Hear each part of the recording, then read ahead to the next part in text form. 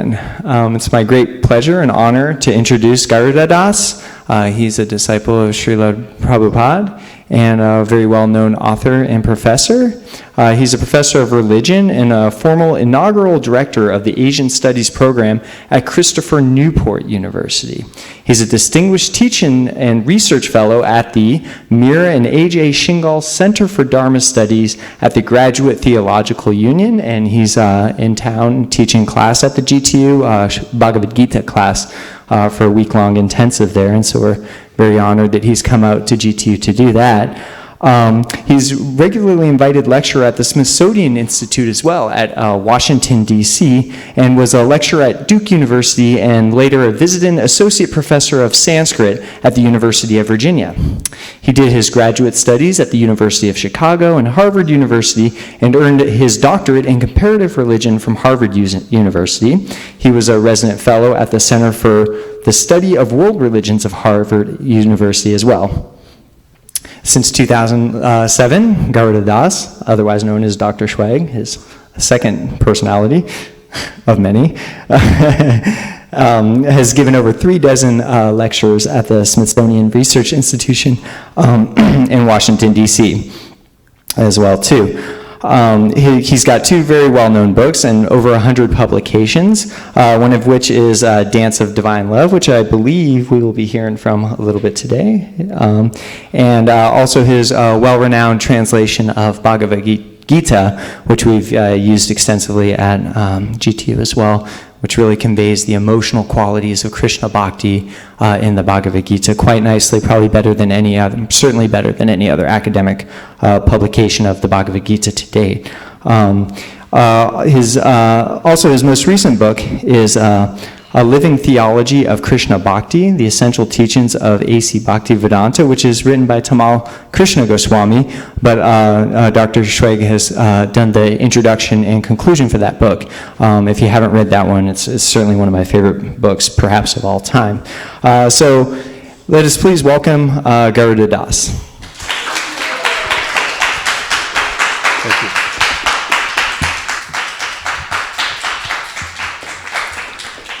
Thank you. Wonderful to be here. And I see a garland coming at me. Okay. Thank you.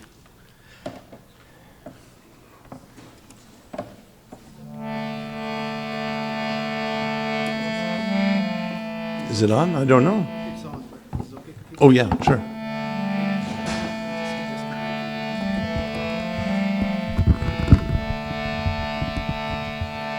Thank you.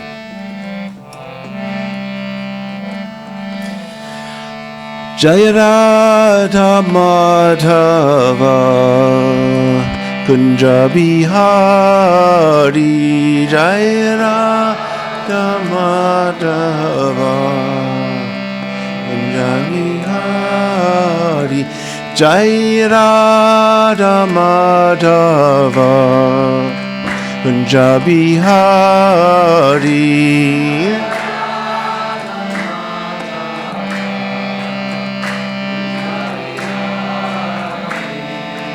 Gopi Janabalaba Girivardhari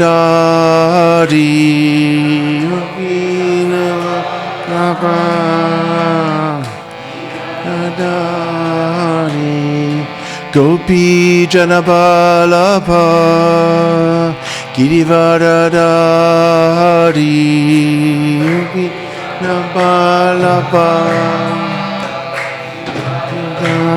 Hari Yashoda Nandana Bhajana Ranjana Yashoda Nandana Bhajana Ranjana Yashoda Nandana Bhajana Ranjana Shuda Jamuna Tira Vanachari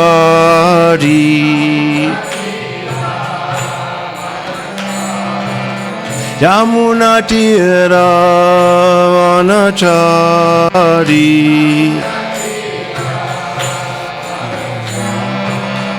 Jai Radha Madhava Kunja Bihari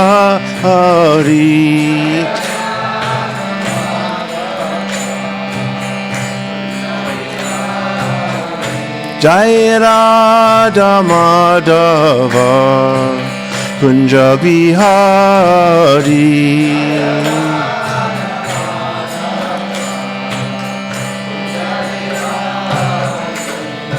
Gopi Janabalaba Girivardhari.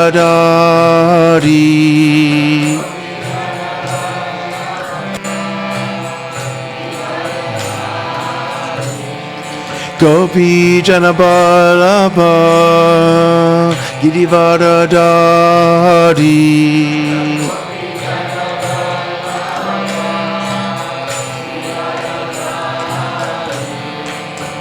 Yashodanandana Brajajana Ranjana Yashodanandana Brajajana Ranjana Yashodanandana Brajajana Ranjana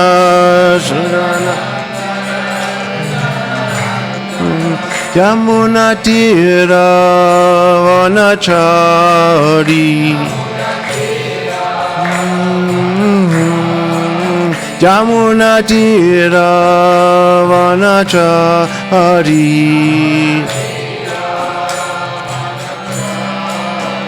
Jai Radha Madhava Kunja Bihari.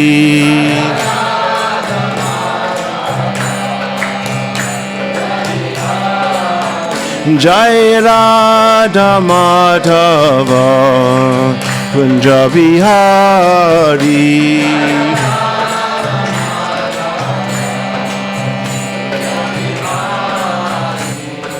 Gopi Janabalaba Girivardhari.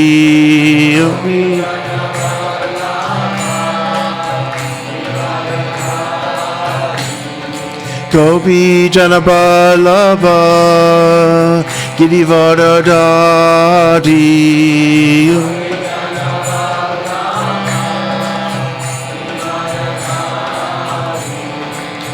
Yashodanandana Brajajana Ranjana Yashodanandana Brajajana Ranjana Yashodanandana Brajajana Ranjana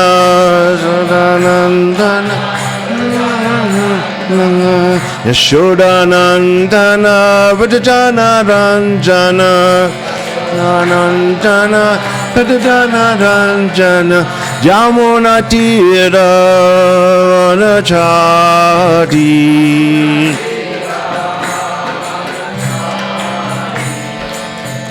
Hare Krishna, Hare Krishna, Krishna Krishna, Hare Hare. Hare Rama, Hare Rama, Rama Rama, Hare Hare.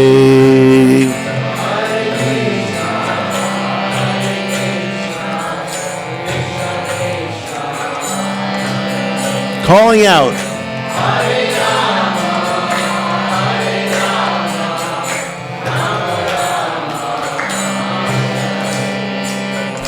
Hare Krishna, Hare Krishna, Krishna Krishna, Hare Hare. Hare Rama, Hare Rama, Rama Rama, Hare Hare.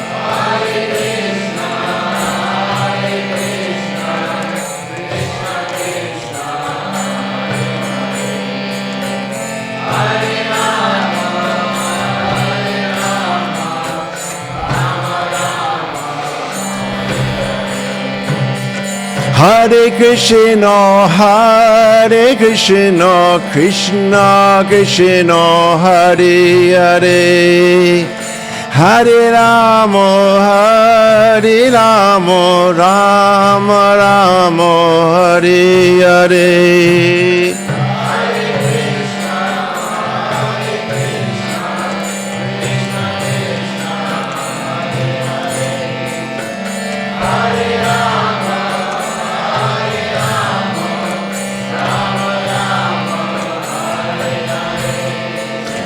Hare Krishna, Krishna Krishna, Hare Hare, Hare Rama,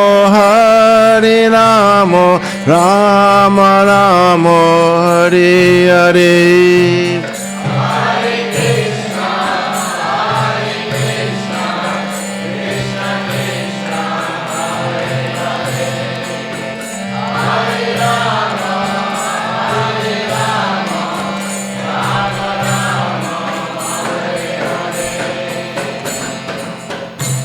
Gaur Premanandi.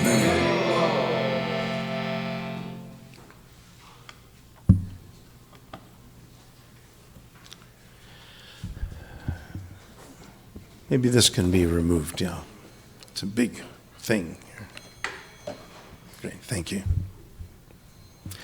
Hare Krishna. It's great to be here. I've never been here before. My name is Garuda Das. And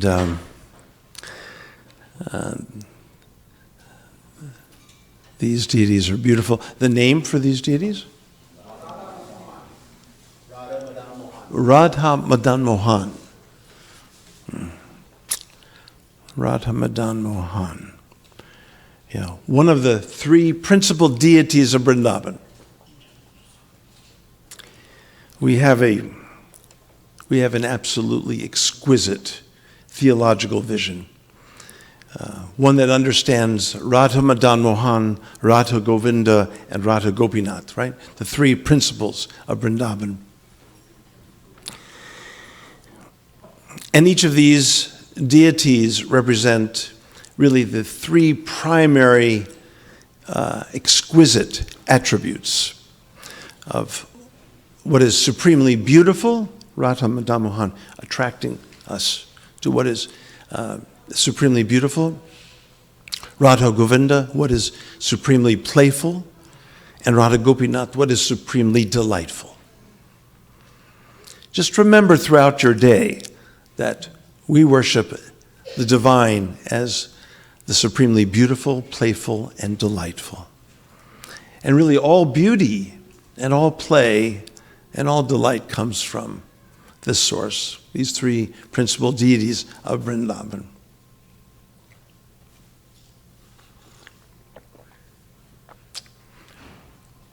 Now, since I'm not so well known in these parts, I thought I would read a little bit from the Bhagavata Purana,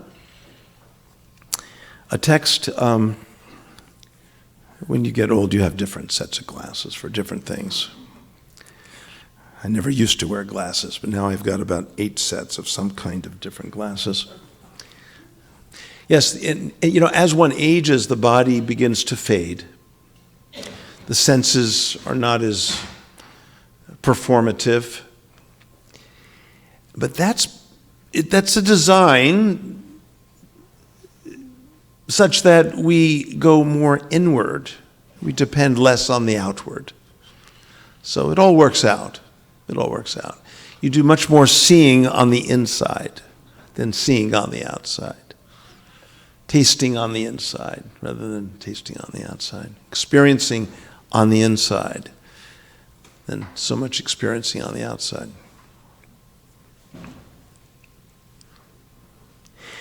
Before I read from this book is actually a portion of the Bhagavata Purana, Srimad Bhagavatam. And it's called Dance of Divine Love, published by Princeton. And it is a book on which, where I focus on the Rasa Leela Panchadhyayi. Now, I'd like to tell you a little bit of the story before I read from this. In any PhD program, Harvard included, one is supposed to make an original contribution to knowledge. This is the burden of someone getting a PhD. Okay, so and at Harvard, this is of course what is impressed upon all the doctoral candidates there. And I was, in my diploma, it says comparative religion, religionem comparationem. They don't know how to write English up there yet. It's in Latin. Okay, it's in Latin still. So when I was in this comparative religion program, I would compare bhakti in India and bhakti in the West. And Prabhupada said, there is bhakti in all true religion. So I was preparing for a comparative thesis and a comparative dissertation on that would work with these two things, this kind of comparative structure. And for years, of course, I was preparing for Sanskrit and took from one venerable teacher up at Harvard. When I had left University of Chicago and then came to Harvard and was sort of poorly prepared to pick up Sanskrit at Harvard when I came there. And this professor of mine called me into his office. And he said, I'm going to make a deal with you. If you get an A in this course, you can progress on to the next semester. If you get a B, then you take this semester over. If you get a C, you're out of here. I don't know whether I was smart or stupid to agree to this, but I did. And I didn't really have much choice anyway, so it was probably good I agreed. So you can imagine the tension in working with the Sanskrit, and in those days, you didn't. When you had the exam, you weren't able to bring a Sanskrit dictionary to the exam, or a grammar or anything. You just had to read the Sanskrit. So I had lined up, you get these boxes of flashcards, and I had 5,000 cards. I was memorizing more words in Sanskrit than I've ever known in English. And I had a room devoted to one side were the words I didn't know, and I'd gradually, see the pile on the other side of the room get higher and the other one get lower, which meant I made progress. But I still felt very nervous. So I drove to Harvard campus for the exam. An hour early, I arrived. No one was in the room. And about a half an hour later, the proctor, yes? I just have a quick announcement to make. Yes. Oh, you make an announcement, sure. Hare Krishna devotees, the parking lot has got a few cars and it needs to be freed up. Mataji just came and told me. So if you park the car in the parking lot, could you please move it? Thank you very much. Hare Krishna.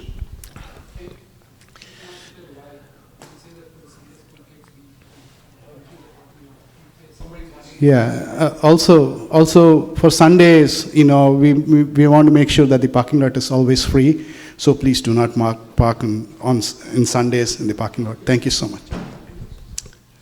So we have quite a parking lot Leela going on here, huh? Fascinating, yeah. Different temples, they have different challenges in moving the physical energy around. It's very interesting.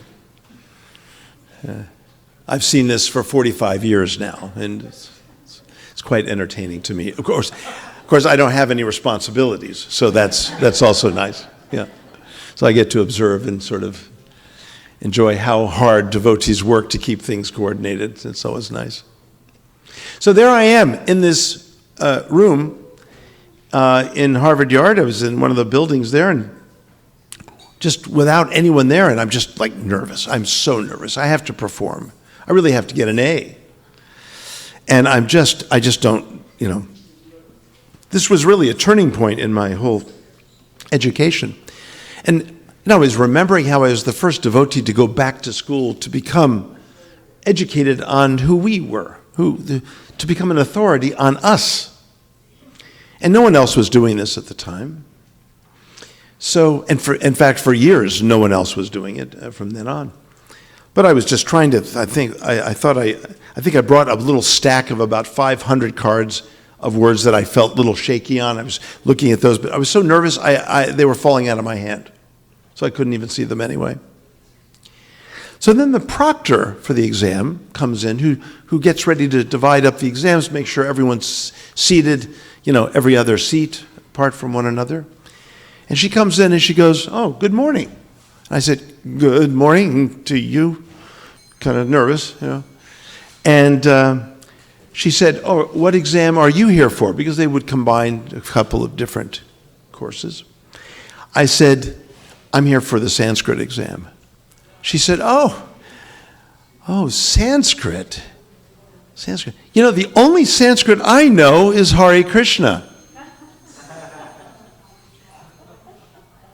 Suddenly, I sort of just felt myself levitating, sort of transcending the circumstances.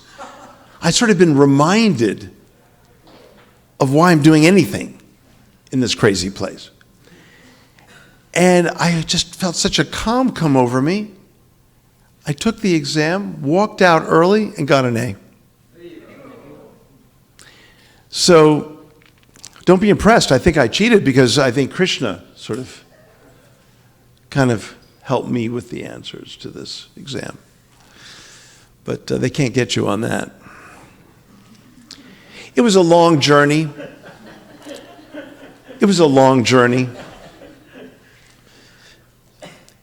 And so when it finally came to the dissertation, I was to do something on both the Chaitanya Vaishnava school and a certain Christian mystical traditions. And my professor became concerned that there was plenty of theological work done on the Christian side, but a lack of it done on the Vaishnava side. So one day he cornered me in his office and he said, "Graham, what is the highest vision of the Chaitanya school?" I'm thinking, whoa, that's kind of a heavy question. And he seemed, there was a kind of pregnant silence. He kind of waiting, and I was kind of thinking. I was going through Prabhupada's books at, great speed. I was going from the Bhagavad Gita through the Bhagavad, through Chaitanya Charitamrita, back to the Bhagavata, thinking about what did Mahaprabhu focus on. After all, he is the quintessential Bhakta, Bhaktavatara, right? And about a minute later, I said to my professor, I said, it would have to be the Ras Leela. Yes. I said it would have to be the Ras Leela. He said, so then there's theological work done on this in the West? I said, well, I'm sure. People in the academic arena talk about it and refer to it and so on. He said, show me. So I scoured the libraries for a good month. And Harvard has the largest library system of any university practically in the world. And I found nothing. I came back to my professor empty-handed, and I told him, I have nothing. He said, that's your dissertation. I said, on the Ras Leela? I said, it's a little, I tried to explain, but this is the academic arena, it's not the devotional arena. He said, and then he repeated himself, he said, that's your dissertation. I said, well, but professor, how is that comparative? He said, it's comparative because you're going to prepare the Ras Leela for understanding in the West so it can engage in dialogue with other traditions. Because right now, it's kind of locked up. So that's your job. So with great trepidation, I went ahead and did my dissertation on the Ras Leela Panchadhyayi, drawing from the great commentators of Jiva Goswami, Sridhar Swami, Baladeva Dubhushana, Rupa Goswamin, and Vishwanatha Chakravarti, and Prabhupada, of course. So I'll read just a little bit from this. Om Namo Bhagavate Vasudevaya.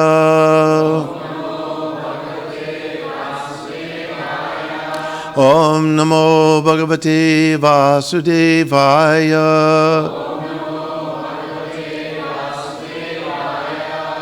Om Namo Bhagavate Vasudevaya.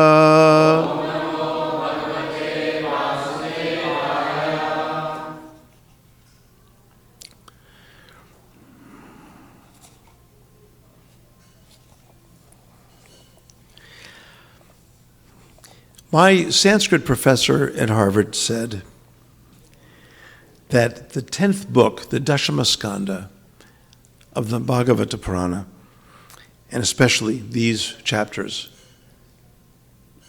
he said, are the most enchanting poems ever written. Those are strong words coming from an academic. And usually in academics, we don't really use superlatives. We usually say, it's one of the finest. You know, we don't give any absolute credit to anything. We're a peculiar species, we academics.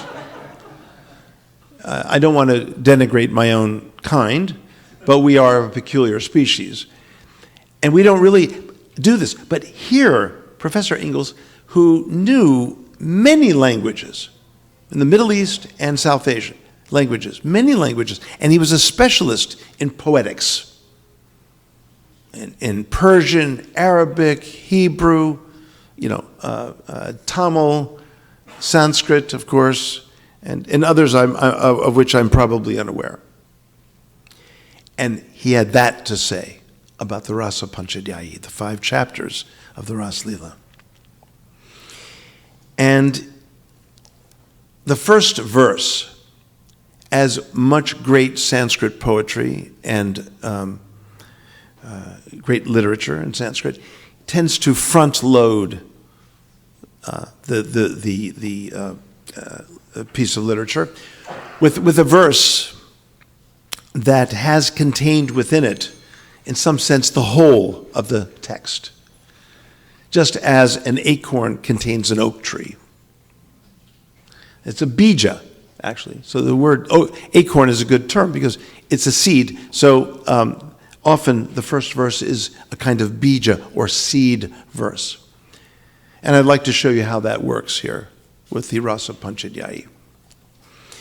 Now, among devotees, there's been great hesitation to even begin to approach the Rasa Panchadhyayi, Krishna, and the Vraja Gopikas.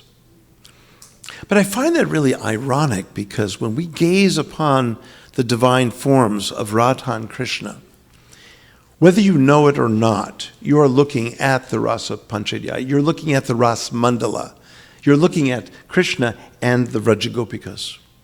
Because what is explained in the Chaitanya Charitamrita is that each of the Vraja Gopikas are but embodiments of the emotions of Radha. So essentially, that mandala of Vraja Gopikas is Radha. And Krishna duplicates himself multiple times to attend each one of Radha's emotions. That's why Krishna is God. There's no man who can attend the emotions of his wife fully. So to me, this is proof of the existence of God. That Krishna could attend each and every one of the emotions of Radha, of his beloved Radha.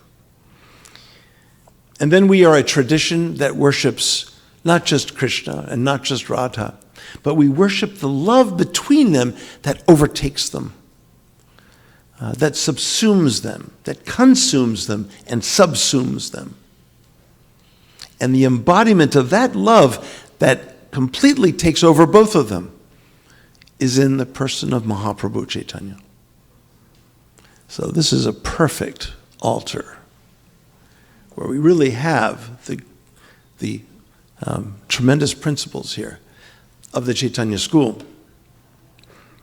I was tasked for a chapter in an academic book to describe the theology of the Chaitanya school. And simplistically, people will say it's a monotheistic school. Well, it's not a monotheistic school.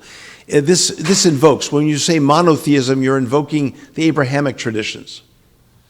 And even Christianity has a hard time calling itself monotheistic with its Trinitarian mysticism.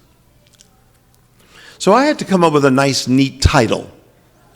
So I came up with something that seems to have caught out there. Are you all ready? You're all sitting down, so you're fine. Okay. A polymorphic trimonotheism. Yeah. Yeah, we in the academics, we come up with these words.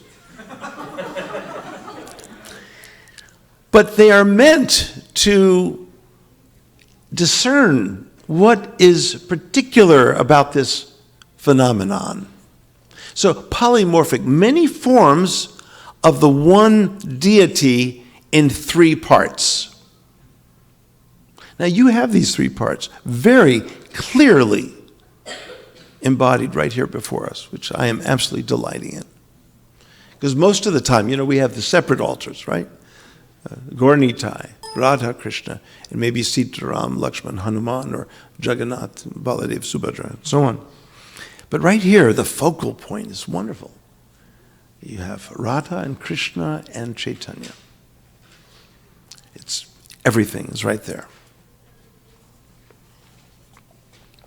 The first verse, the Sanskrit's in the back, but Bhagavan apita ratri sharadot pulla mallika viksharantum manaschakre yogamayam upashritaha. This Rasa Pachadyayi opens up with a deceptively simple verse. In the common Puranic Anushtub or Shloka meter. Very deceptively simple. This verse goes so deep in a kind of tri-layered complex metaphor that we don't even possibly have time enough to really fully dive into this verse. But let's do a little bit. Even the beloved Lord, seeing those nights in autumn filled with blooming jasmine flowers, turned his mind toward love's delights, fully taking refuge in Yogamaya's elusive powers. I'll read it one more time.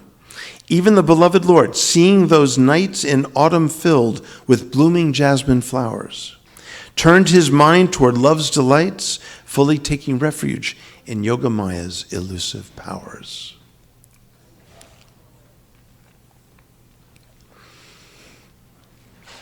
We should have a way to be delighting in constantly and proud of our greatest symbol of divine love, which is Radha Krishna, which is the Ras Mandala. Other religious great symbols of religion are beautiful in their own right, but we have a very special gift to give to the world. We see the divine as an eternal dance of divine love. This is a very special vision. There is no other tradition that sees ultimate reality as coming together into a dance where all souls can come and dance with God. Now there is quite a picture of ultimate reality.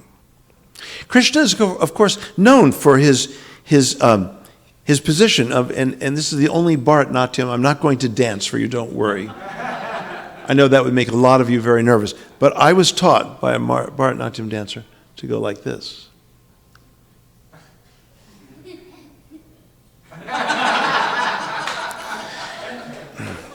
Okay, well, obviously it was not much appreciated. I'll stick to my field where I'm an authority. I never was a good, I hope my wife's not watching right now. In any case, Krishna is known as the deity who calls souls to him, the sound of the flute. And those of us here who are twice initiated in the Gayatri Mantra, the last line, the Kama Gayatri, is the sound of Krishna's flute. This is very special, to be connected to the call of God. Isn't that amazing that Krishna is interested in calling us to his heart? He has everything in the spiritual world. He owns and controls everything. Everything is contained in him. The only thing he does not have is my heart and your heart. Not even a God can force us to offer our hearts. That is the only thing we really have any ability to offer. We don't know when we're going to enter these bodies. We don't know when we're going to leave these bodies. There's so much we don't have control over. But in a process of bhakti, we can learn how to cultivate the heart and offer that to the divine.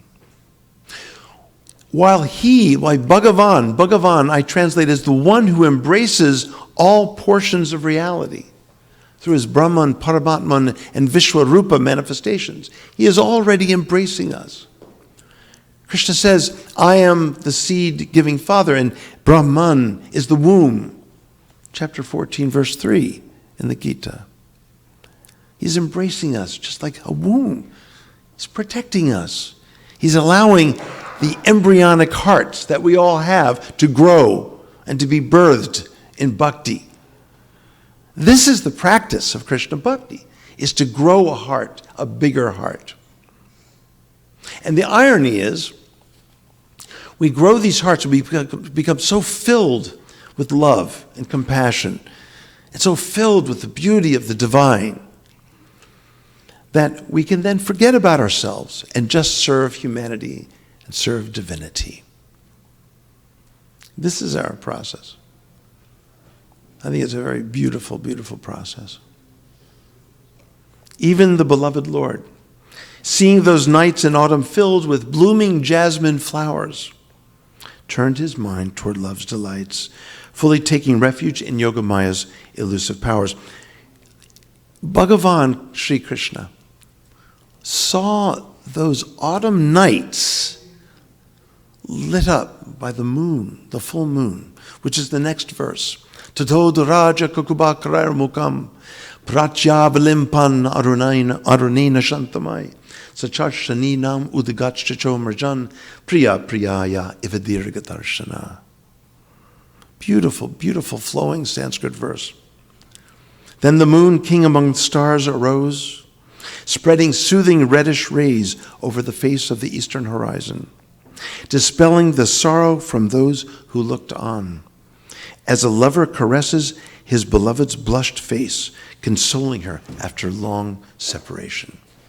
So the moon touched the horizon with reddish rays as a lover touches the beloved's face as she blushes. What an image.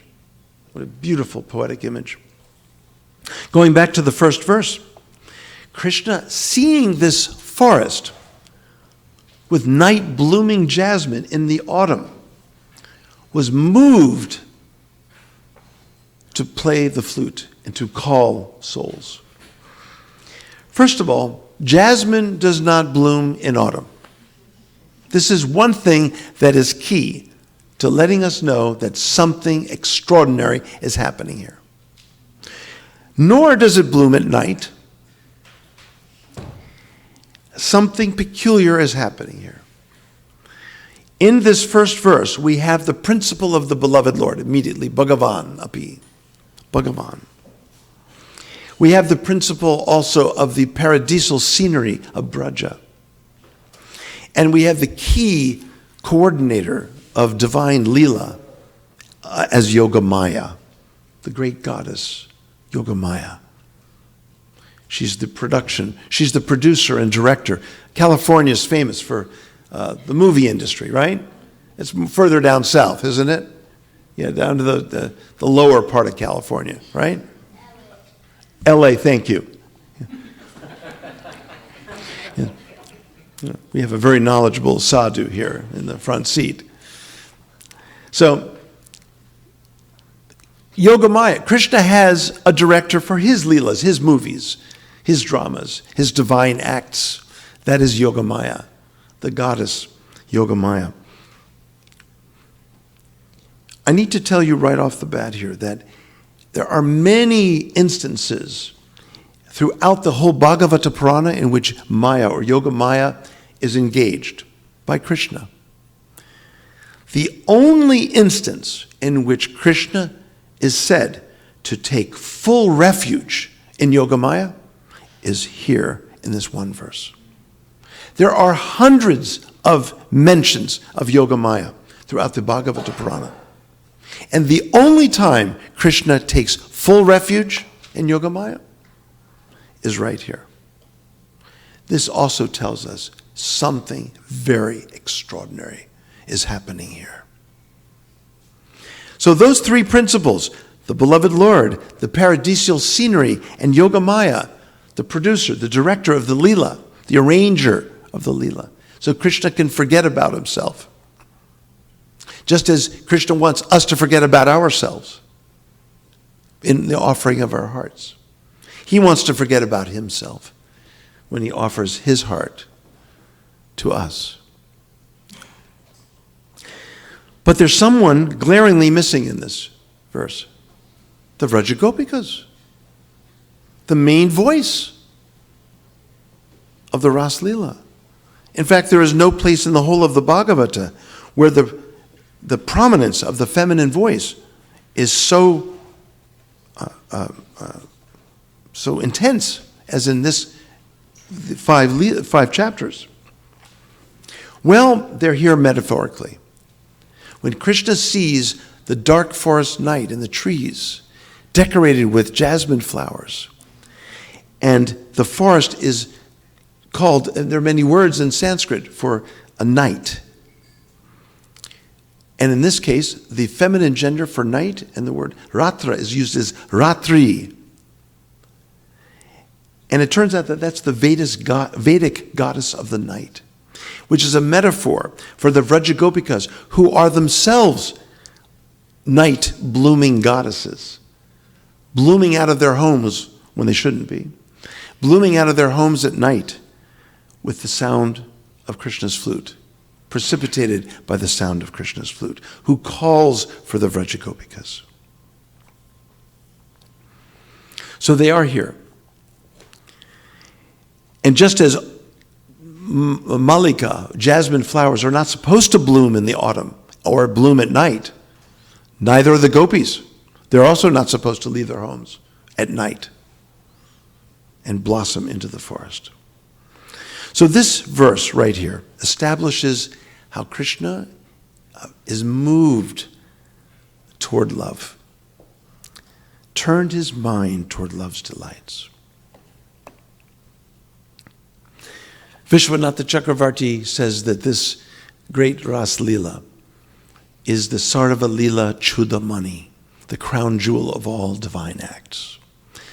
Krishnadas Kaviraj says it is the Leela Sara, the essence of all Leelas. Over and over, Vaishnavacharyas extol the Ras Leela as the quintessential and ultimate divine act of Krishna.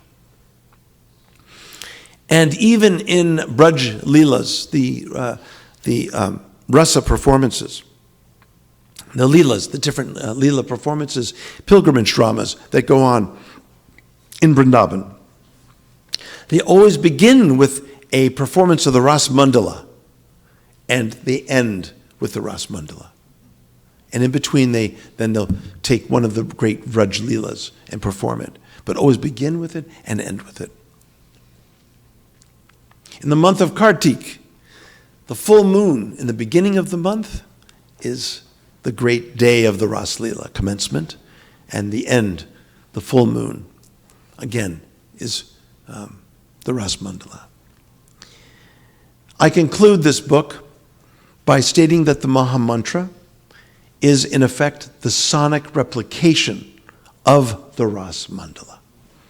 Have you noticed how the words in the Maha Mantra dance?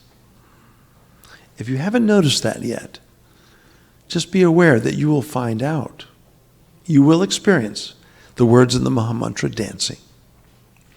The Maha Mantra is epiphenomenal. It is, in effect, the response to Krishna's calling and Krishna's divine dance. Krishna's calling us to the dance. Were he not to have the dance and were he not to call us, there would be no Maha Mantra. After all, the Maha Mantra consists of names of Krishna and Radha in an interesting and a unique repetitious form. A, B, A, B, A, B, B, A, C, A, C, A, C, C, right? And if you chant, if you had a pair of lungs that never ran out of breath, you would never know where one mantra began and one mantra ended. It has that quality. It is an unusual mantra, unique mantra. No other mantra uses the vocative case, a calling out to the divine. No mantra has that. There's no vocative case in any other mantra.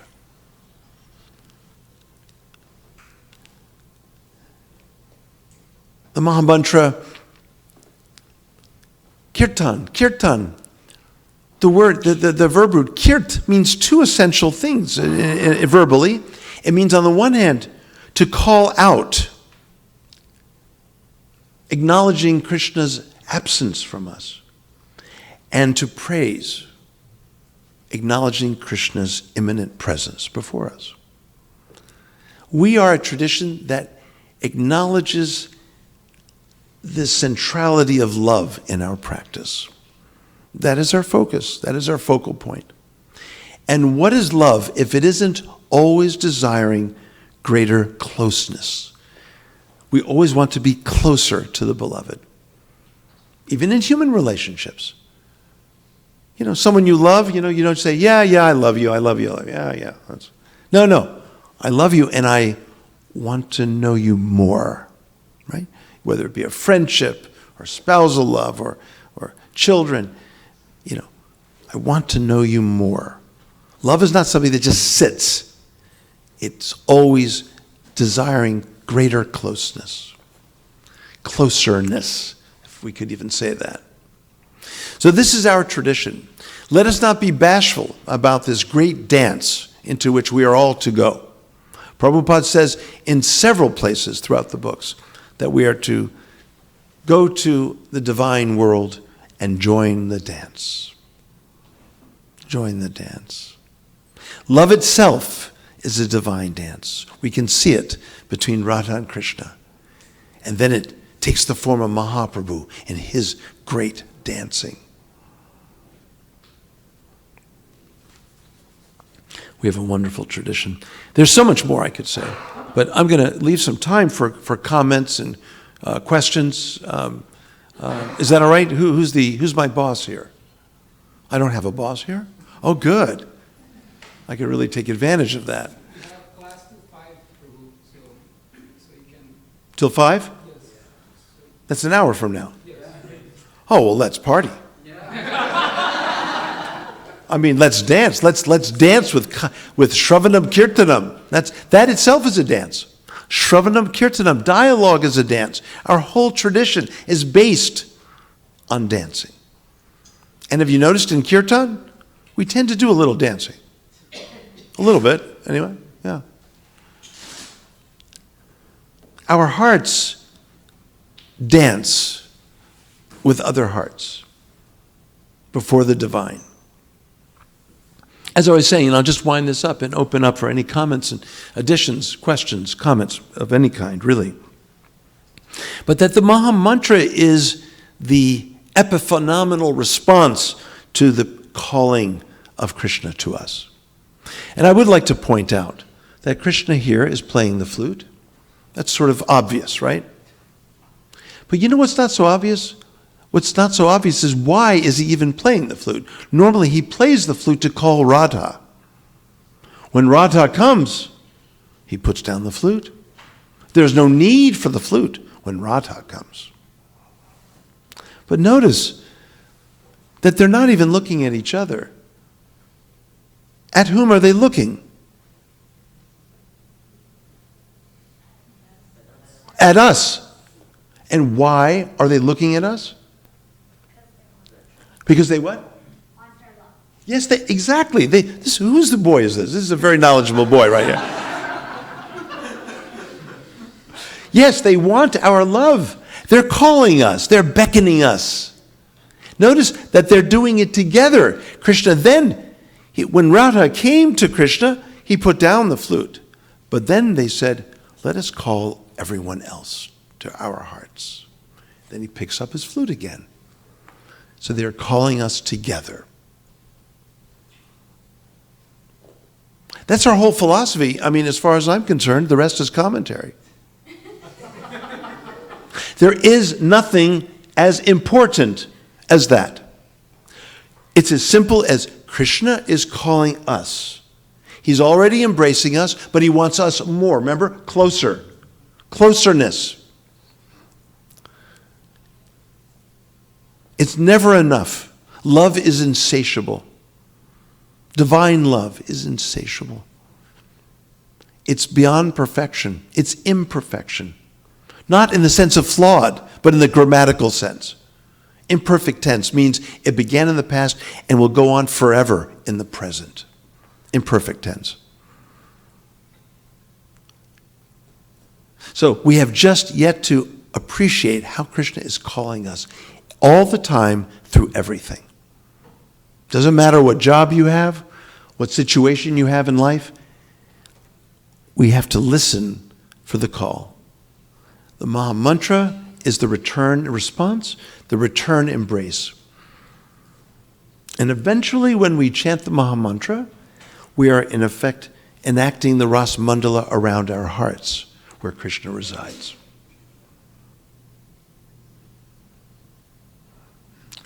Well, we can close up shop early. I mean, that, as far as I'm concerned, that's the whole thing. But I'm sure all of you in this learned audience have much to say, so we'll keep the shop open. Thank you. Yeah, right, good. So we have some time. Why don't we go here, and then here, and then here? Okay, good. So, I'll repeat the question. Oh, we have a microphone. Thank you. In Vrindavan, in Vrindavan, there's a lot of flowers and milkmaids, and it's the land of the eternal, beyond birth and death. But so many of the things in Vrindavan, like flowers, are reproductive things in the material world, and milkmaids and cows, all has to do with reproduction, generally milk.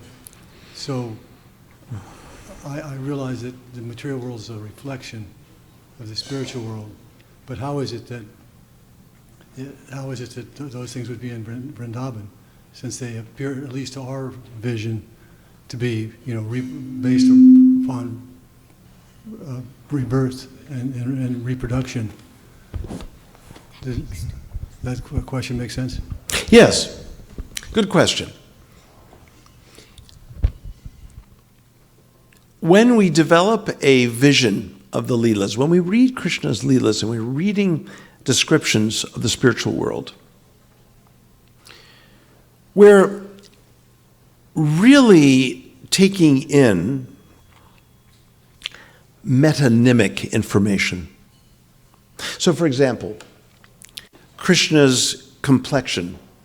We're very fond of saying Krishna is blue, which is kind of simplistic. I mean, we know that Krishna is more than just blue. We know he's described as a fresh monsoon cloud, the color of a fresh monsoon cloud. And I've only experienced that once in my life. When I lived in India in 1982, in Bangalore, I saw a fresh monsoon cloud take over the clear sky. It was the most amazing thing.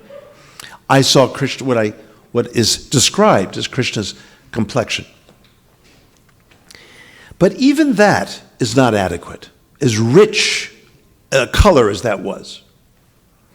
When we have descriptions of Krishna's Leelas in language, a finite language to describe something infinite, this is tricky. So language, at best, in its poetic power, and that's why the great philosophers of our tradition turn ultimately to poetry, because philosophy is not adequate. Poetry gets closer. But we have to realize that we're really using language, limited language, metonymically. What that means is, a metonym is something that describes part of the thing referred to, but can't contain it all. So blue is a color in our color spectrum, is it not? Yeah. But really, it's referring to a blue of a spiritual order that is inconceivable, that is just not possible for us to receive through ordinary senses. So when we say, metonyms we use all the time in English, like for example, we say the White House. So we're referring to the executive branch of government. So certainly there is a house that's white, but we're referring to the people who live in it, the people who work in it, and so on, right? So we say blue, we're referring to Krishna's complexion, but we're referring to much more.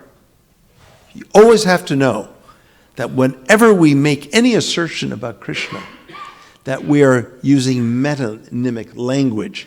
We're saying something that's certainly there, but it's much more. Okay? Does that make sense? Now, I don't know what this has to do with your question, but I thought I would just mention all that, but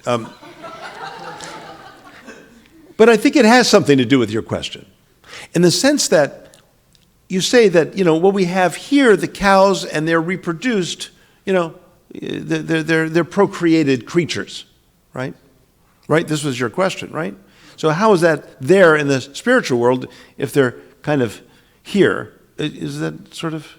Yeah, in other words, the cows in this world are a reflection of the cows from the spiritual world. Yeah, we use the word reflection. This is the word that Prabhupada uses. And it's a quick, simple way to understand it and explain it.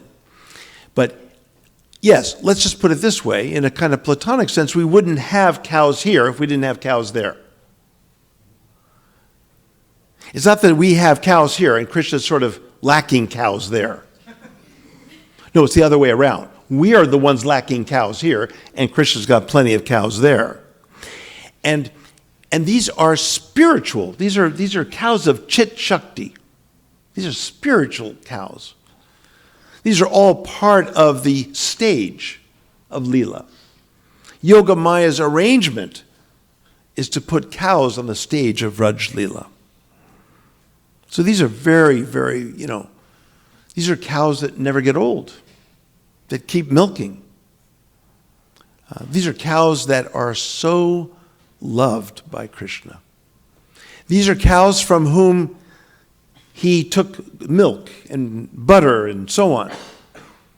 And cows produce milk because they love the persons or babies to whom that milk is offered. So this is an exchange of love, the cows and Krishna. This is part of his Leela. Leela, at the center of Leela these are all displays of Krishna's divine heart in intimacy. And in our tradition, intimacy with the divine is ultimacy. Intimacy is ultimacy, not Aishwarya Bhava. There is a scholar, we were talking about this the other day at the Graduate Theological Union, that insists that the 11th chapter of the Vishwarupa, when Krishna shows to Arjuna his manifestation of divine might and majesty and power, fearsome power, he claimed, this is an Oxford professor, fairly intelligent fellow, he says, this is the climactic portion of the Gita.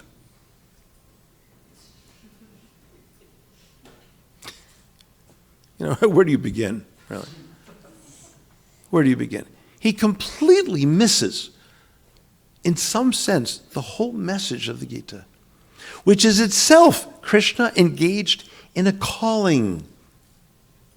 I counted at least 22 instances in which Krishna speaks about souls coming to him throughout the 575 verses that he actually speaks in the Gita. That's a lot. 22 times. If you have to tell someone something 22 times in a single conversation, you must really be into it. 3 times would normally be very emphatic. 22 times Krishna expresses to Arjuna how he treasures souls coming to him. It's powerful. Why does he want souls to come to him? Sarvaguyatamam bhuya shrinu me paramang vachaha ishtosi me dhritamiti tato vikshami te yatam. The greatest secret of all. Here once again, my supreme message. You are so much loved by me. That's why I want you to come to me. Again, the rest is commentary. Oh, beautiful commentary, wonderful commentary, elaborate commentary, but nonetheless commentary.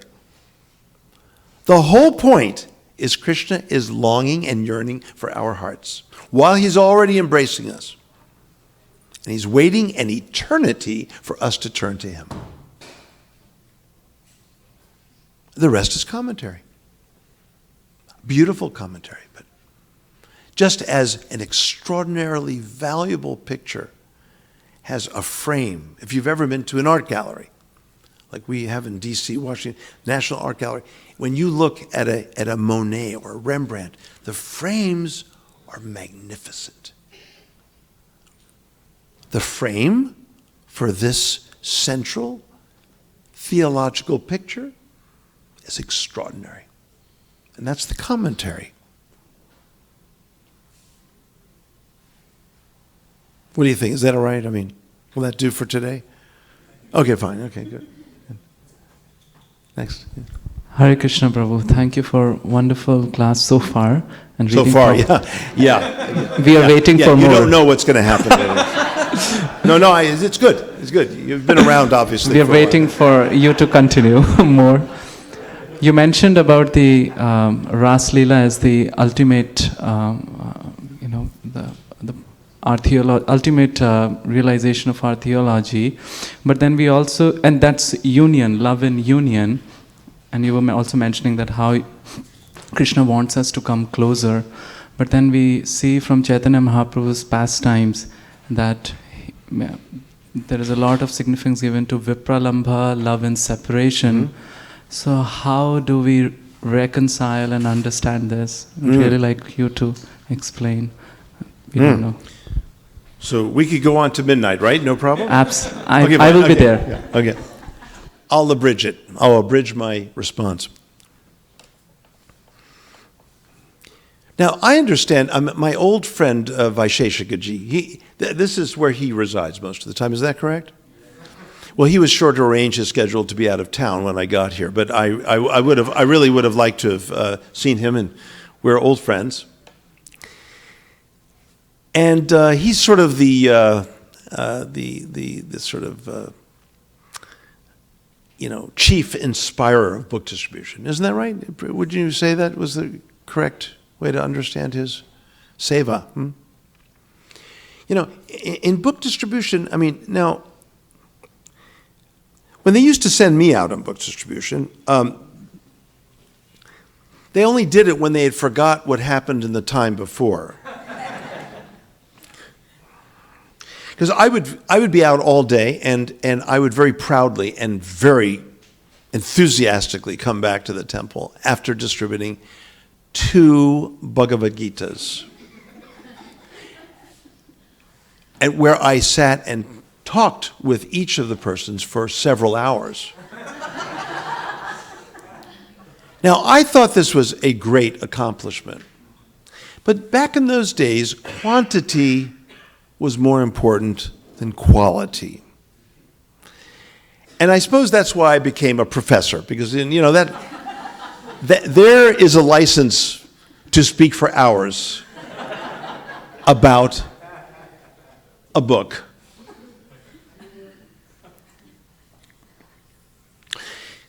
But in my view, someone who wants to offer sacred literature to others is in a way extending that call of Krishna to the heart.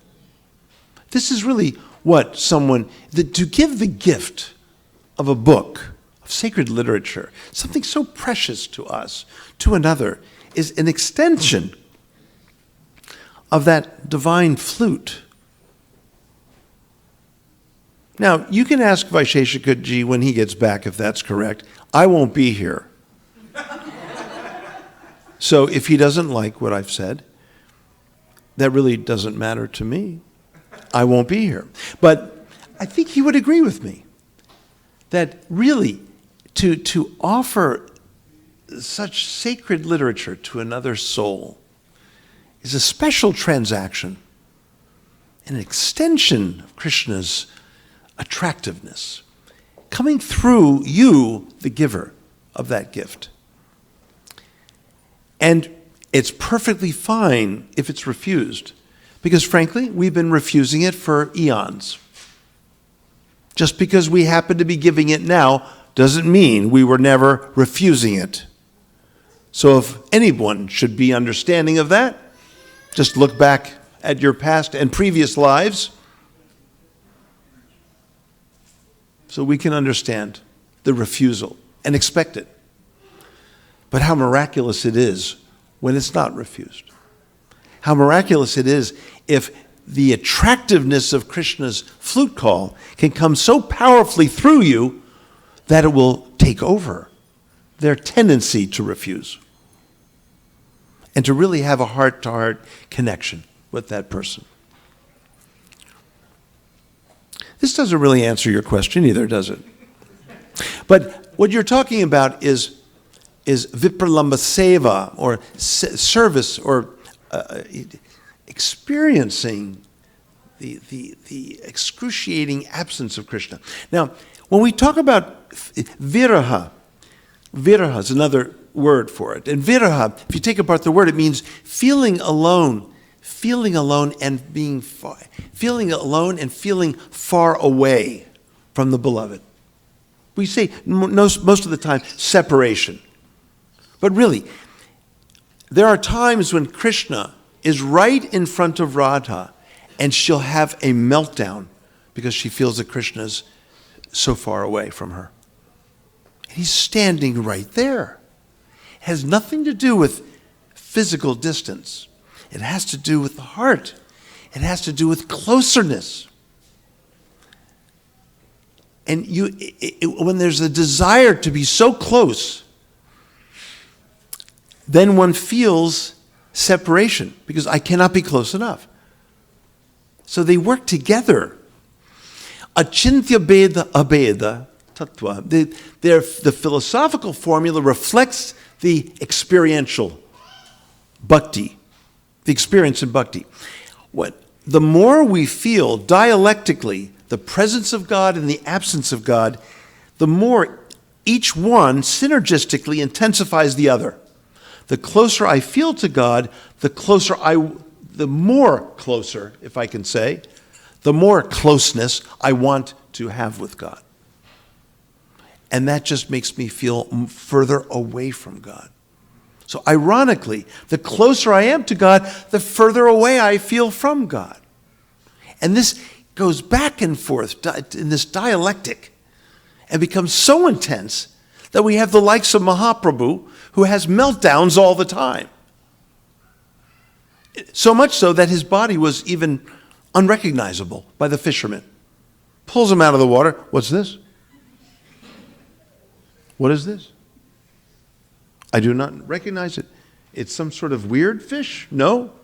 Something else? He didn't know what it was. Somehow was returned to Swarup Damodar.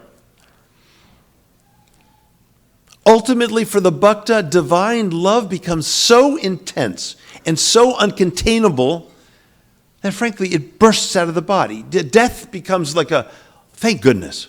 Oh, thank goodness I died. You think that's funny, huh? Yeah, I think it's funny, too. I like these special souls right here, I think, yeah. Yeah, it becomes uncontainable. Yeah, just like that. Right? Just like that, right? Just uncontainable. So that's how that works.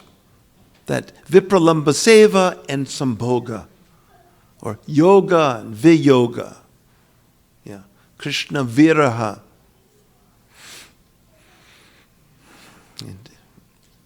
Yeah. We are a tradition of love. We worship love. We worship love in the form of Radha and Krishna and their love and the love between them as Mahaprabhu. It's just as simple as that. The rest is commentary. You must be tired of hearing me say that, but I'm going to keep saying it. Okay? I'm going to keep saying it. It's a matter of focal point. Yeah. Is that all right? Okay. Good. Over here. We don't have to go one by one around the room. We can, we'll spread around. Okay, we'll go here next. Yeah. Thank you, Prabhu, for the lecture. In the 9th chapter of Bhagavad Gita, 11th verse, when Krishna says, Avajananti mam muda manushim tanum ashritaha, that's like a fodder and fuel for the Mayavadis. How do we explain that verse? Okay, say which verse again? The 9th, 11, Avajananti mam muda Avajananti manushim tanum ashritaha, because we used the word upashritaha here. Yeah. So it proves that God is impersonal and he takes on a body when he comes here because he himself admits it. This is before the 9th chapter. All they have to do is read the 7th chapter, 24th verse. Avyaktam vyaktim apanam manyante abudhyaha. No, manyante abudhya ya param bhavam ajananto mamavya yamanuttamam. There it is. Okay, just had to dig it up. Krishna says, those who think I have become manifest from the unmanifested, avyaktam vyaktim apanam manyante abudhyaha, they are thought to be lacking discernment, lacking abudhya. They're intelligent. How'd that get up there?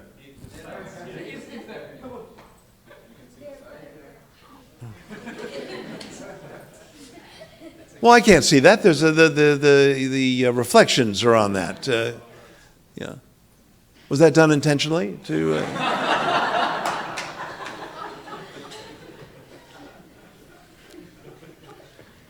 This is my first time here. I don't know how you treat your guest speakers. I can see it better here when I can. Anyway. Okay. Anyway, there's your verse. Okay. So and then mamavya yamanutta. Okay. So parambhavam. They don't know my supreme nature, my being. Parambhavam ajananto. They do not know my parambhavam.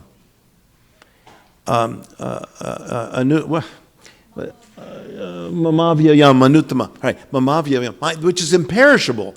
And anuttamam, uttama means ultimate. Anuttamam means, okay, thank you, yeah. Very good. Anuttamam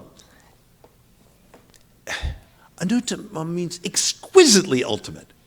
It's like saying credible, and then we also say incredible. It doesn't mean something's not credible. Incredible. Incredible. In other words, it's more than credible. It's just amazingly credible, right? Anuttamam. So it's not the negative of uttamam.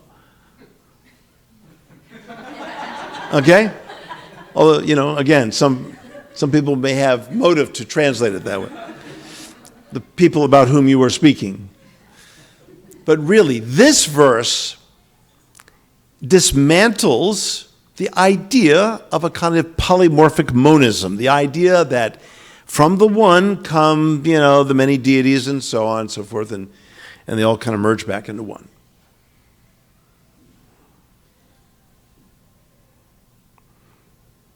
Yeah, back in the old days, in the 60s or 70s, early 70s, Sunday feasts were actually quite interesting. Really strange people would come. But anyway, I sat down next to someone, and I said, hi, my name is Garuda Das. What's your name? He said, I am God. No, I kid you not. I said, excuse me? He said, I am God. I said, I have been looking for you for a long time. I'm glad to finally meet you. No, I took him seriously until I couldn't any further. But he carried the role pretty well for a good 4.5 more minutes. And then it sort of tapered off.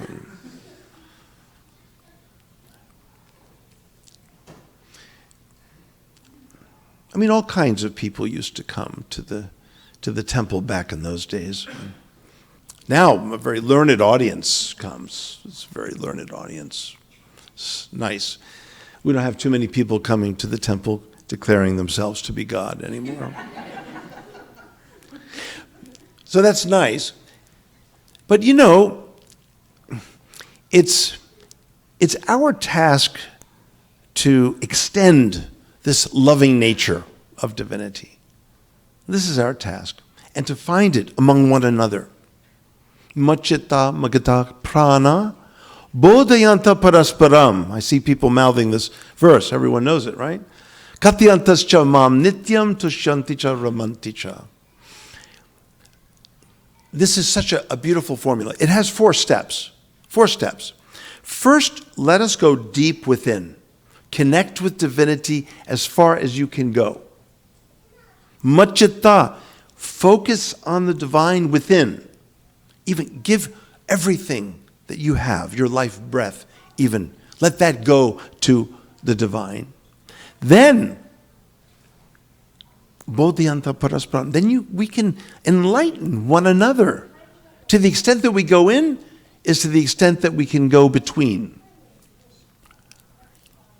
Mutually enlightening one another. And then when that happens, katyantascha mam nityam, then there's a kata that doesn't stop.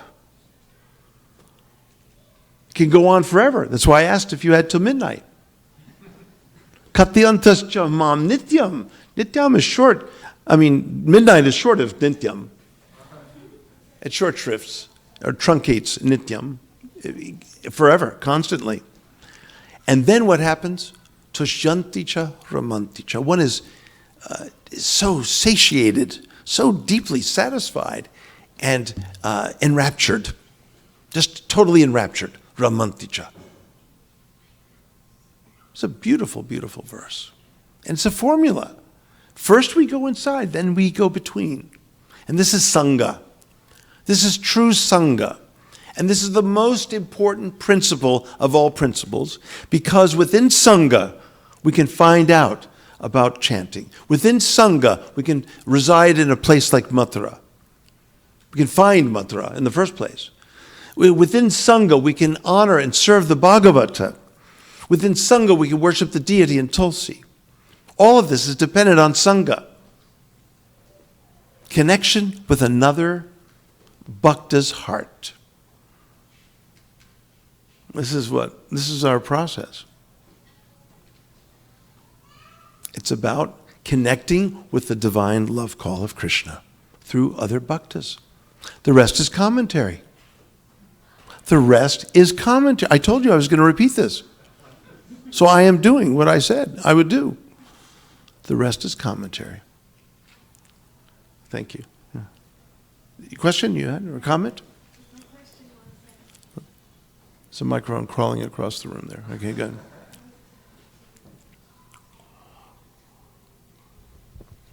I was very moved by what you said about the Gayatri Mantra, and I want further elaboration on that because you said it was a calling. Is there something appropriate that we should think about when we do the Gayatri Mantra? Something specific? Or I definitely want more elaboration on that because that really, attracted me. Yes. In reciting Gayatri Mantra, there's a point where often it's mouthed. We may start off mouthing it, even looking at the sheet to memorize and so on. But then there's a point where you don't mouth it at all. It just gets recited within your heart. That's best. And the word ananga is there toward the end. Ananga, which means without limbs, without form. Love is formless. What is transacted between Radha and Krishna is formless.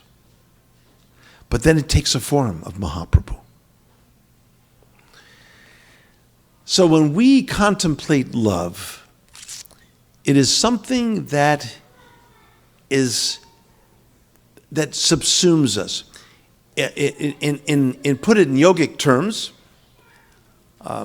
even in the Sangyama of Patanjali, which I like to bring out, that dharana looks at the external object, dhyana looks at the external and the internal object of love, and samadhi, you are totally engulfed in that love along with external and internal objects. So Sangyama is perfection. All three are perfect together. So we know of Krishna outside, we know of Krishna within the heart, and we know how Krishna is everywhere. Krishna's flute draws us ever more toward his heart. So all we have to do is keep reciting. And that ananga, that love, will come before us, come within us, and be all around us. And that's the nature of love. It's in front of us, it's within us, and it's all around us. When we say we love Krishna, as a new bhakta, we think just Krishna. I don't like anything else. Just Krishna, the little blue boy, and that's it. I don't like you, I don't like you, I don't like you, I just like Krishna. I like Krishna. I don't want really to have anything to do with any of you. Krishna, he's safe, you're not. Okay. That's the Kanishta Bhakta, and that's perfectly fine. It's like a child with his or her parents. My parents, okay. Oh, you have parents? I don't want to hear about your parents. Because actually, my parents are the only parents that exist. You have parents? No, I'm not ready to hear about other parents. So that's healthy at a certain stage. If he's still doing that at age 30, we have concerns. We have concerns. Yeah. Because as a child grows, consciousness and awareness also expands. So Krishna in front of us is very healthy as the only thing at a particular point. But Krishna within us and within others is also the healthy, natural development. And then Krishna all around us and in everyone. That's the Uttama Bhakta. And the Madhyama Bhakta sees Krishna outside and inside and is able to ponder these things carefully, be discerning. But Krishna is everywhere. And Krishna's not everywhere enough. So it feels like he's nowhere. Okay, that relates to your question. So it is the bhakta's meditation to listen and keep listening for Krishna's flute in everything, not just in Gayatri Mantra. Although that is a special, special blessing. If one is so fortunate to have Diksha from the spiritual master, that is a special blessing. Yeah. So there's nothing you have to do except just do what you do. But keep listening. Go up to people on the street and say, have you heard Krishna's flute? Now, I tried that for a day. Yeah. Yeah, he knows better, yeah. You know what he was thinking? He was thinking, this old man really doesn't know what he's doing. Is that right? No. Okay, he has some secret understanding here going on. Yeah, no, I wouldn't recommend that. Yeah, I wouldn't recommend it. Either men in blue coats and hats or white coats and trucks can take you away. But the point is this. You don't have to come up to people and say it, but you could be like, how is Krishna speaking to me through this person? That's valid. That is good. You think Krishna has nothing to do with that person?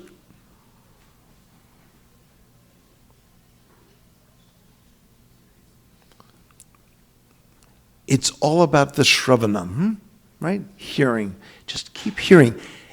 even though it's the first of 9 processes, we think, okay, I can get through Shravanam. Hey, let's go on to Kirtanam. Shravanam is where it's at. Shravanam. It's all there in Shravanam. It's all there in Shabda. Shabda Brahman. It's all there. So you don't have to do anything. Just keep hearing. But hear everywhere. Hear everywhere. And be expectant. Expect to hear Krishna's call. One way or another. Arjuna heard Krishna's call, and he wasn't even playing the flute. He didn't dare bring the flute on the battlefield. You don't bring your musical instruments on a battlefield. I mean, you'd be a crazy person. He was busy, driving the chariot. But nonetheless, he called Arjuna to his heart. Yeah. Is that all right? Any other questions or comments? Yes. We need a microphone. There we are. Thank you, Prabhu. Great class so far. I hope it continues twice so far. I didn't know if I cracked that good a joke. We just mentioned something about keep trying to listen Krishna everywhere. I want to know, where do you draw the boundary between concoction, speculation, and trying to hear? When you try to hear, and if you're an extremist or a terrestrial life, which you should be if you want to get out of materialism, then you want to be able to hear everywhere Krishna. Sometimes when your wife's throwing something at you, you could think, oh, this is Krishna throwing something at you. So, just want to know when your wife throws something at you, that is definitely the call of Krishna's flute.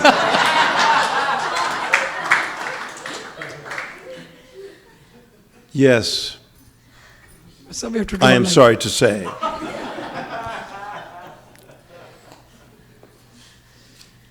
So say a little more. So you're asking about speculation? You're asking about concoction? These are the words you used, I think, right? Exactly. I mean, that is one of the things, differentiating things that Prabhupada did between Krishna consciousness and just plain out consciousness, saying that all the Gyan yogis, they use their mind, and therefore by definition, they are using their mental aspects, and therefore there is a concoction there at some level.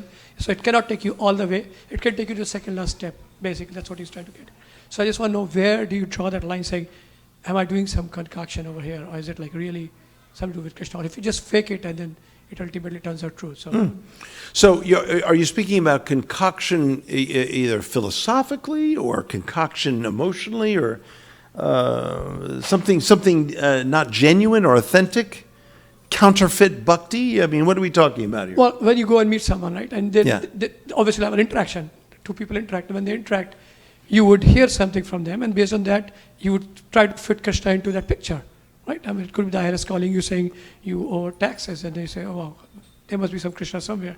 So when you start fitting Krishna everywhere, which is what you said people should do at some point of time, then there would be some speculation there, right? And so is that the right thing to do? Yeah. I mean, okay. So, in bhakti, we learn to be more and more sensitive to others.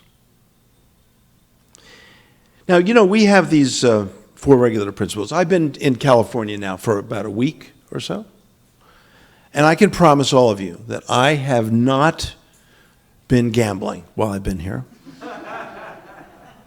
except driving on the highway coming here.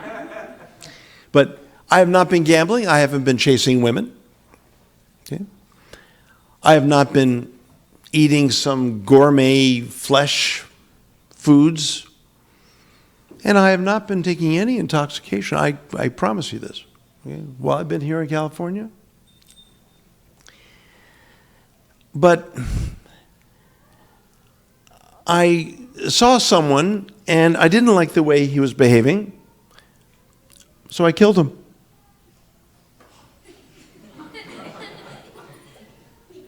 I'm still following the 4 regulative principles. There's nothing in the 4 regulative principles that doesn't allow me to kill someone.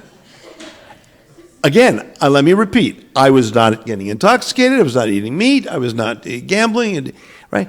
And not chasing women. But I killed the person because I didn't like him. He was annoying me. Actually, it was someone in my class, okay? And when I don't like a student,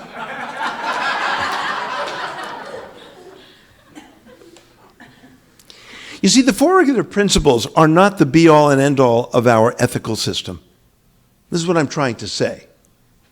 It's not the be-all and be-all and end of our ethics. Krishna Bhakti means to be sensitive to the thoughts and feelings of others. In that, there's no concoction or speculation. If we even have an idea, to present it at the proper time, proper place, with the proper person,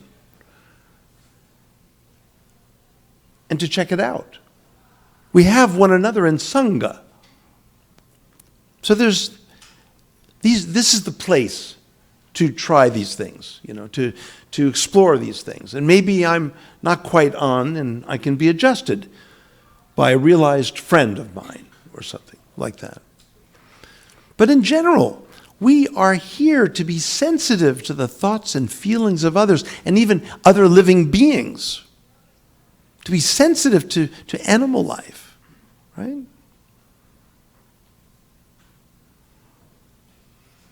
I called my wife. She said that there was a wasp that got into the house while I was away. And of course, we usually take turns, with the bug cup. Get the wasp, put the thing behind, and let the wasp out. Usually the other one opens the door. But we try to remember who did what last. And before you know it, we lose the wasp in some other part of the house, trying to figure out whose turn it is to. But nonetheless, our intent is to free this poor creature. Doesn't want to be inside the house any more than we want it inside the house. To be sensitive to, as long as it's not attacking you, So we are a tradition that values sensitivity and care. We were just talking about that, care. Kojin and I were talking about this, the value of caring about others. Lust is to only be concerned about my thoughts and feelings and desires and not care about yours. That's lust. That's egocentrism. But we're a tradition of altercentrism. We care about others and ultimately the Supreme Other, Krishna and Radha. That is our tradition. We're cultivating sensitivity of the heart here.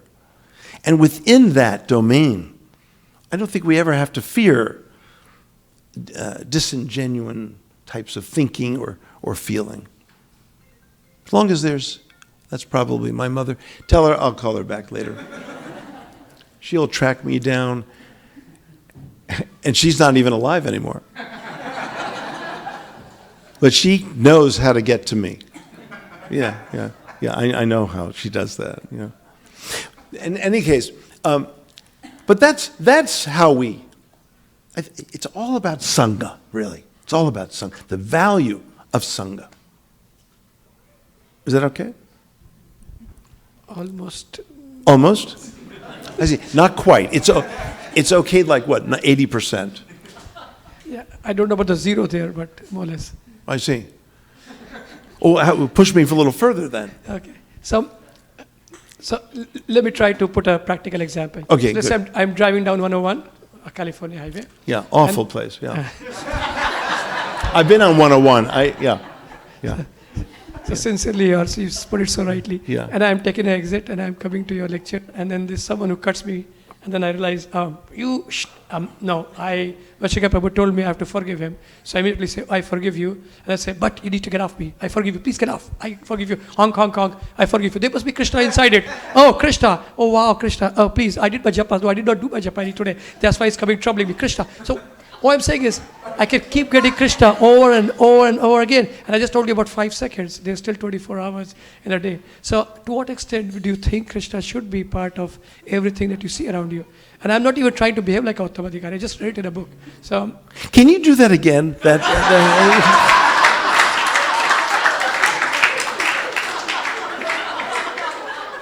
I mean, that was the most remarkable stream of mantras I have ever heard. I want to do that next time someone cuts me off on 101. thanks for letting me know. We in California patent everything, so we'll do it once. Okay. Okay. Yeah, each time is kind of unique, right? Yes, Yeah. yes. I understand. Yeah.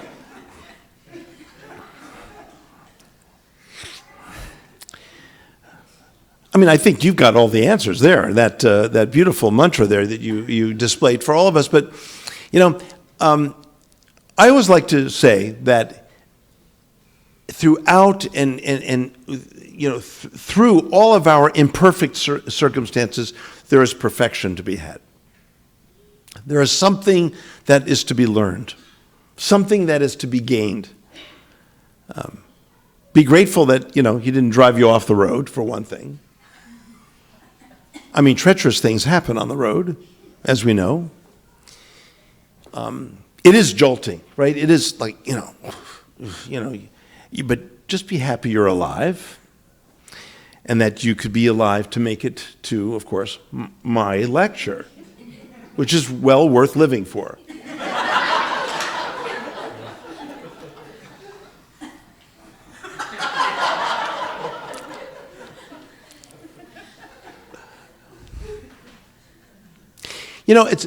So when we're absorbed in Krishna Bhakti, we must take things in stride. And that really, we control very little. I mean, the person in that car is trying to manage a huge vehicle, and he can't even manage, the 37 trillion cells that are in his body. We have an awful lot to manage in our lives, and frankly, we don't have a lot to do with it. I mean, what do we do for the 37 trillion, cells in our body? Hopefully we just get enough sleep. We eat well. We exercise. We treat the body as a sacred place, as a temple to be maintained. Other people don't know they have temples, and they don't know that you have a temple. So they're going to be, flopping around on the highway. And we know that they're endowed with imperfect senses, tendencies to make mistakes, right? To be an illusion, right? There are times when you probably cut someone off and didn't even know it. And they had some mantra like that for you. And it didn't sound as nice. Yeah. I've heard mantras on the road. Yeah. So you may unknowingly, because just of the nature of things, we're just not perfect beings. We're not omniscient. We're not sarvagya, Soon, there won't be any drivers on the road. There'll just be chips driving us everywhere. And they can recite mantras to each other.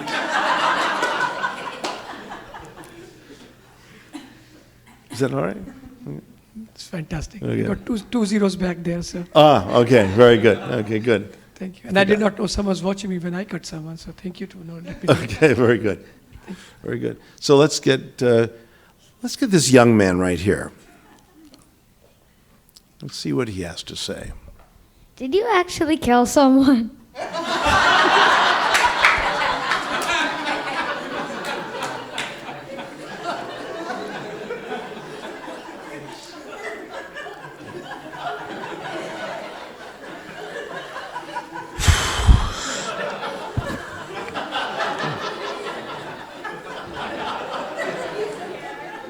He's scared now.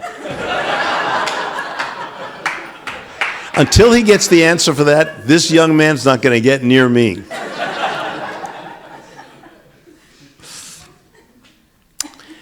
I can honestly say that I have never killed anyone in my life. And even in California. I can honestly say, in this state, I feel like killing people more here than I do on the East Coast. But I have not acted on it, so you'll be, I think, impressed by that. Of course, I'm giving you an example, right? Giving an example that in the 4 regulative principles, we do not have exhaustively a Krishna Bhakti system of ethics. And that really, the complete ethics is about being sensitive to another person's thoughts and feelings. If you are, how could you hardly even get close to even the idea of killing someone, right? If you're sensitive to them. That means you're sensitive in all kinds of ways. But you can't be sensitive to them, or you can only be sensitive to the other to the extent that you're sensitive and knowledgeable and aware of your own thoughts and feelings. Isn't that right? Yeah. So, are you still afraid of me? Oh, good. I like you. I like you a lot, yeah. Now, will you come here and get the garland? No? This young man is cautious. I think that's good. I think that's good, yes. Right. Oh, okay, right here and then right there. Okay, concept related to sensitivity is tolerance. Like when you are sensitive, you have to be tolerant of others, other animals, other human beings. My question is like, to what extent you should be tolerant? Like, when should you think that this is not tolerance, this is abuse, and I should actually react, or I should do something, I should not tolerate anymore? Like, what is the fine line between that? When you should be tolerant or not tolerant? Yeah. Well, tolerance, I've experimented a little bit with that. I used to go throughout the temple, whatever temple I was at, and I used to go up to my dear God brothers and God sisters and say, Prabhuji, I tolerate you quite a lot. Just to see what would happen, you know. There was another devotee I went to and I said, you know, I tolerate you, but just barely. And I used to experiment with this. I got not a very good response. Tolerance is, devotees are about more than tolerance, you know. Tolerance is, I think, good for the rest of the world that doesn't have Krishna.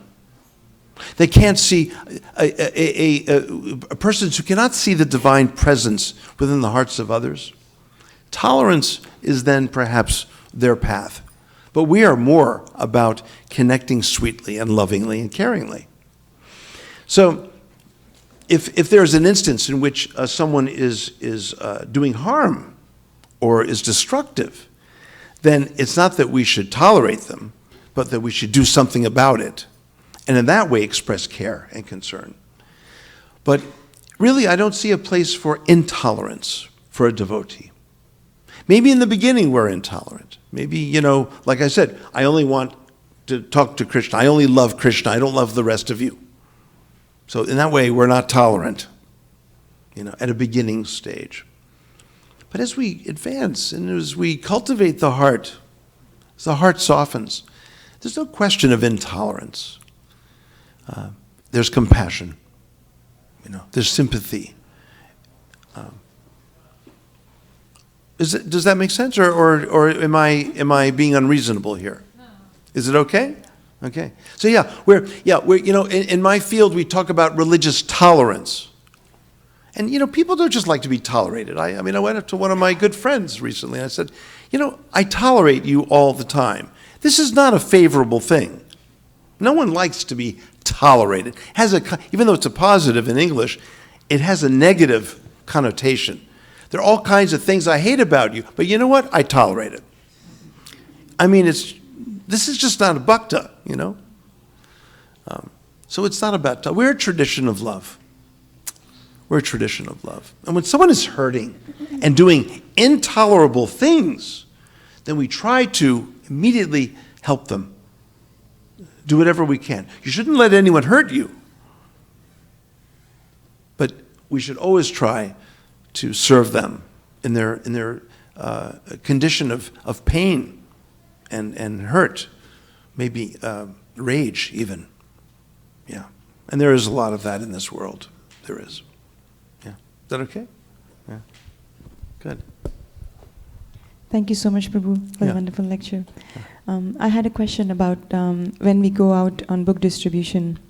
Many times when we meet people, some people come up to us and say that, have you had spiritual experience before?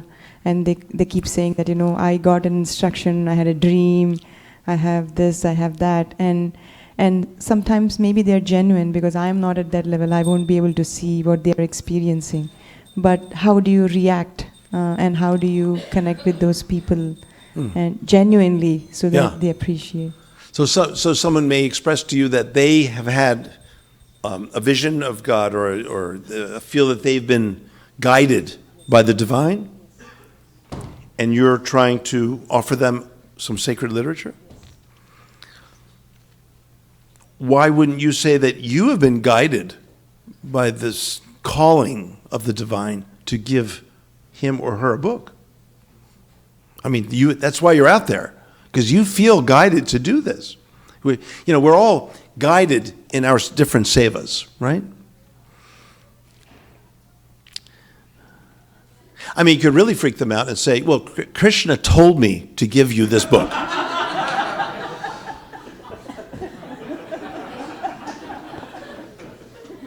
And then you could guess his name, and if you're right, he'll definitely take the book. If you're wrong, you can say that the connection was a little fuzzy.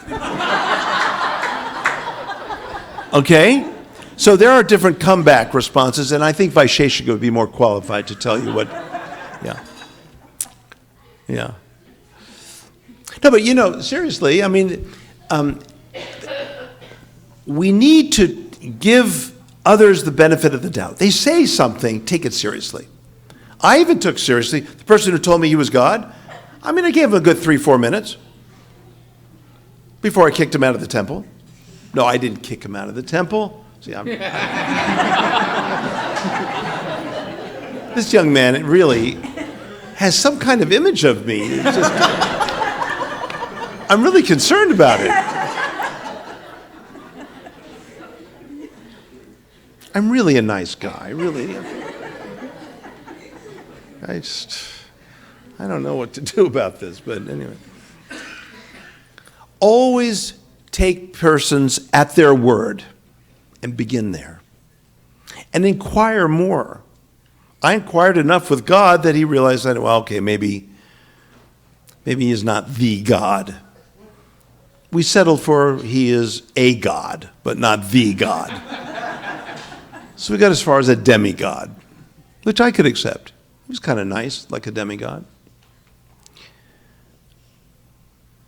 So always take people at their word and start there.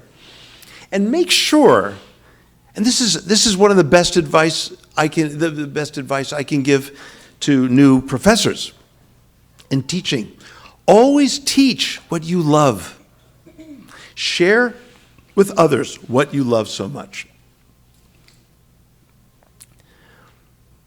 That means you're giving something valuable and precious to another.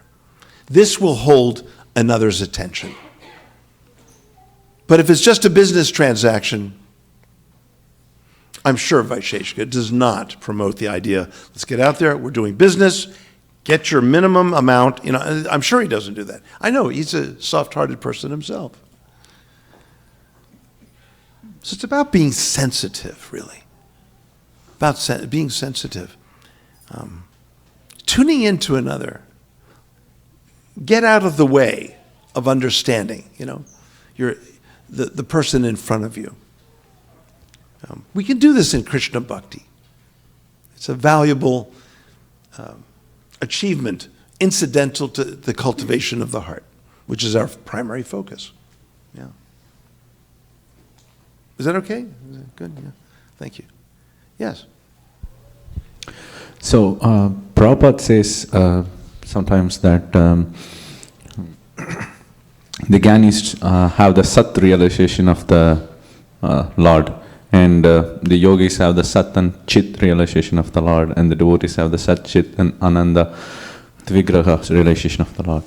But as far as I have understood, as far as I have read Yoga Sutras, it says when it comes to the topic of asampragyata samadhi, it talks about more like the Sat realization, where they try to even suppress the consciousness. So what is he talking about when he says the Sat and Chit realization? What exactly, do you have any idea about it? Oh yeah, well. 3 weeks ago, I was to submit a finished manuscript for a translation of the Yoga Sutra of Patanjali to Yale University Press. Most of you probably haven't heard it. Yale's a school on the other side of the country. Okay. Yeah, you've heard of Berkeley, Stanford, and UCLA. That's about it, right? Well, we have a school called Yale, okay? And anyway, I'm late turning in my manuscript, but I never have ever turned in a manuscript on time in my life. When I'm not sensitive to others, is my editor. I can't be sensitive to my editors. But addressing your question, my project in translating the Yoga Sutra, a rather difficult text to understand for a lot of people. But my thesis will be that through the lens of bhakti, one can make much more sense of this text than without it.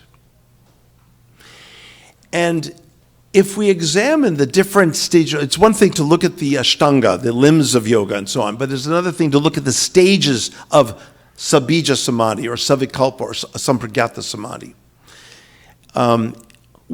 in which samadhi, the state of samadhi, still has some residual, right, self-consciousness, self-awareness. But in the state of nirbija samadhi, there's pure selflessness. Nirvikalpa, asampragyata samadhi, right? And that is exactly what is achieved in bhakti. Pure, unself-conscious. You know the game tennis, okay? Tennis, right? Like we all play tennis. I don't play tennis, but I've seen people playing tennis, and I've seen them go, volley, with a partner who's pretty equal, right, to them. And the other one hits the ball back, and the other one hits the ball, and the other one hits the ball back. And but as soon as one of them says, "I'm so good at volleying," what happens? They drop right? Were you going to say that? He misses, exactly. As soon as I think, oh my gosh, I am so good at tennis, there it goes. But if you stay in the zone, I hear that's a word in sports. Okay? I'm not very good at sports, but the zone, right? I sound knowledgeable at sports, right? Is that good? You like that, right? Yeah, it's good. Good. I just got approval from the gentleman here. But if we're in the zone, that's rasa. We stay in the zone of rasa. Look at the Vrajagopikas. At the end of the first chapter of the Ras Lila Panchadhyayi, the gopis were in the forest. They were running around with Krishna. They were all in the zone. A few gopis got together and said, "We are the most fortunate women in the whole world." Krishna disappeared. They dropped the ball. Ostensibly, they seemed to be appreciative and expressing gratitude, but they were comparing themselves to other women. When we compare ourselves to other devotees, no, then Krishna disappears. So there's no competition in Krishna Bhakti and Krishna Prema. There's no competition. So that's the purity that we're looking for, where there's absolutely no self-consciousness. It's like I said the other day in another lecture, we work so hard to be self-realized, and when we get to that highest point of self-realization, we don't even care about the self anymore. Then we become self-forgetful and selfless. In the Yoga Sutra, it's even described as shunya, right? You know this. I know that you know the Yoga Sutra. Shunya, samadhi, is a state where even an awareness of the self is actually shunya. It's like just non-existent. It's as if it's non-existent. It's shunya iva, as if non-existent. Right, Kojit? Okay, good. He also knows the Yoga Sutra. Yeah. So that is our process. And that is referring to the purity of love, the purity of the heart. It's a fabulous process. The Yoga Sutra also has a raw concept of grace, of anugraha, hidden there, that no one knows about yet, until my book comes out. You'll have to wait 1.5 years until that comes out. Thank you. So I think we're done, is that it? Yes, I have on the word of authority right here, this gentleman right here, yeah, that we need, oh, yes, well, let's just, oh, okay, one last little quick question, okay, his special soul here, no, okay. Didn't Krishna say that the Kshatriyas can eat meat? Why? Do you know what my name is? Garuda. Do you know that Garuda can eat anything or anyone that's not a Brahmin? Are you a Brahmin? I always tell my students that I am a vegetarian. I also tell them I'm a humanitarian. With that, I will thank all of you very much for today.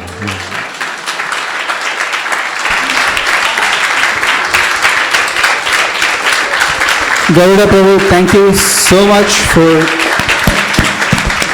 Yep.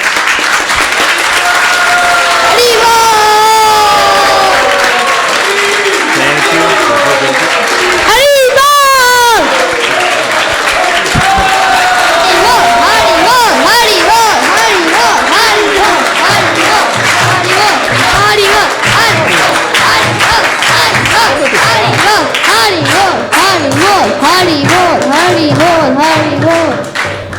He asked me to stop. Okay, that was fun. Because I don't want to be killed.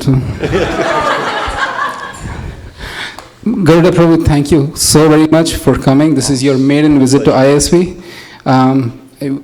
Everybody really enjoyed your lecture, and I hope you come back again soon to give us your association. He was questioning it severely. Right? Thank you very much again. Yeah, big round of short applause for Garuda Prabhu.